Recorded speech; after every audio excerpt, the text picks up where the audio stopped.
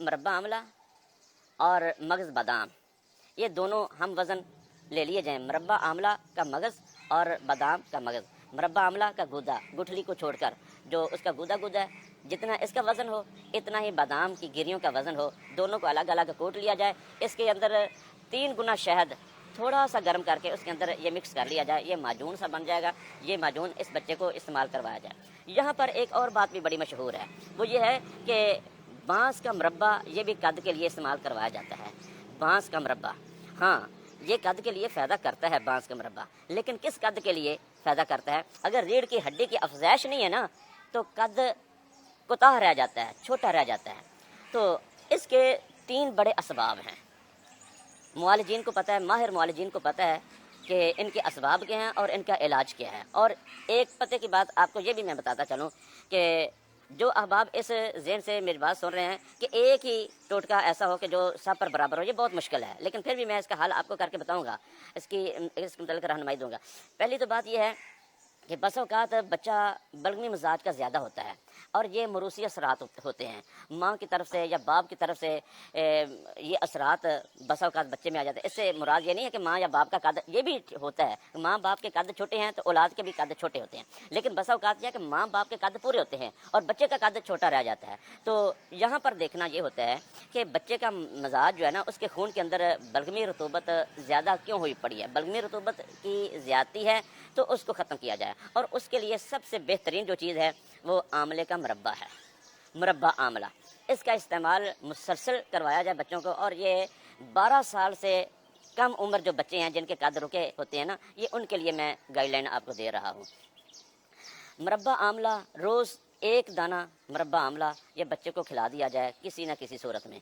और अगर तो ये सबब है। दूसरी तरफ बस औक़ात ये होता है कि बच्चा वो सोकड़े का मरीज़ होता है, बिल्कुल स्लिम स्मार्ट सा होता है, दुबला पतला, हड्डियों का पिंजर बिल्कुल स्मार्ट सा होता है और उसकी पसलियों की हड्डियाँ तक नज़र आ रही होती हैं।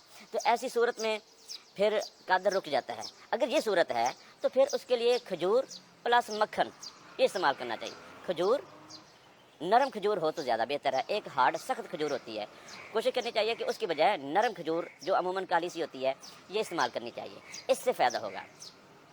तीसरी सूरत, बस औक़ात ये होता है कि बच्चे को टाइफाइड बुखार हुआ था या टाइफाइड बुखार के जैसे कोई ना कोई अवारज़ लाक हुए थे, लेकिन उसकी सही केयर नहीं की गई, जिसकी वजह से रीढ़ की हड्डी मुतासर हो रही थी और उस पर तवज्जो ना दी गई।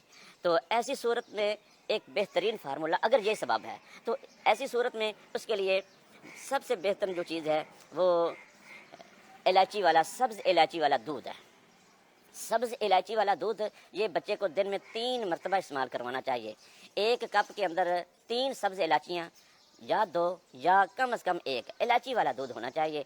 3 मरतबा हो जाए तो बहुत अच्छा है। अगर बच्चे का निज़ाम हज़म मुतासर हो तो फिर 2 मरतबा या 1 मरतबा भी काफ़ी है। बहरहाल सब्ज़ इलायची वाला दूध ये मुसलसल इस्तेमाल करवाने से भी ये मसला हल हो जाता है। एक और चीज़ मैं आपसे ज़िक्र करता हूँ। बस औक़ात ऐसे होता है कि कोई समझ नहीं आ रही कि सबब कौन सा है।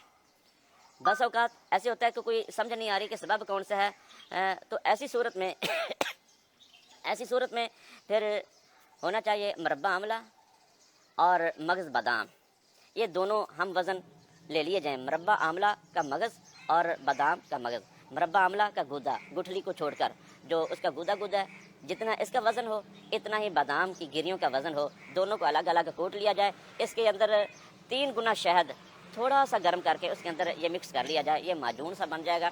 ये माजून इस बच्चे को इस्तेमाल करवाया जाए। यहाँ पर एक और बात भी बड़ी मशहूर है, वो ये है कि बांस का मुरब्बा ये भी कद के लिए इस्तेमाल करवाया जाता है। बांस का मुरब्बा, हाँ, ये कद के लिए फ़ायदा करता है बांस का मुरब्बा। लेकिन किस कद के लिए फ़ायदा करता है? ये उस सूरत में फ़ायदा करता है जब खून के अंदर हरारत की कैफियत बढ़ चुकी होती है। मसलन टाइफाइड बुखार बच्चे को हुआ था, जो मैंने तीसरी सूरत पहले जिक्र की है ना, ये उस सूरत के साथ ये मैच करती है, उसके साथ टैली करती है। टाइफाइड के असरात थे या उससे मिलते जुलते किसी मर्ज़ के असरात थे, उसकी वजह से कद रुका खड़ा है, तो ऐसी सूरत में बांस का मुरब्बा भी फ़ायदा करता है। तो बहरहाल ये